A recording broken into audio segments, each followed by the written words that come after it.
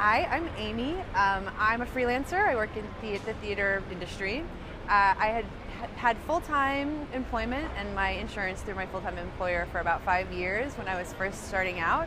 And then as that kept going on, Obamacare got passed and I kind of grew out of the job I was working in, and because of my ability to get health insurance through the market, I was able to leave my full-time job, which was very scary.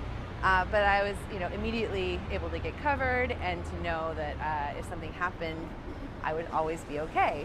I'm very lucky. I've been very healthy, and it doesn't make it easier on the health insurance side. You're still worried, and you still have to make lots of crazy decisions that it's difficult when you don't know what's going to be happening in the future to plan for your career and for your business and all of that kind of stuff.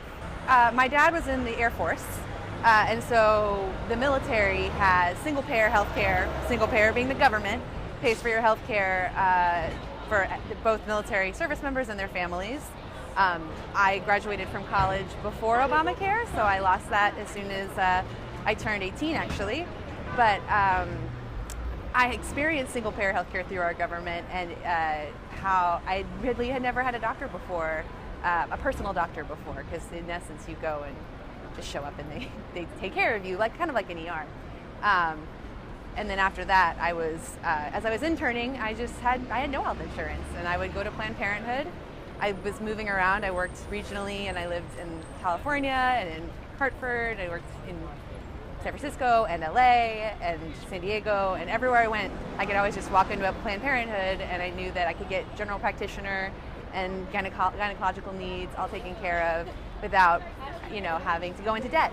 They would do it by just, here's how much it costs, and I could pay it out of pocket and walk away and have at least some kind of care in that very first stage when you really don't have the ability to jump into any sort of real coverage.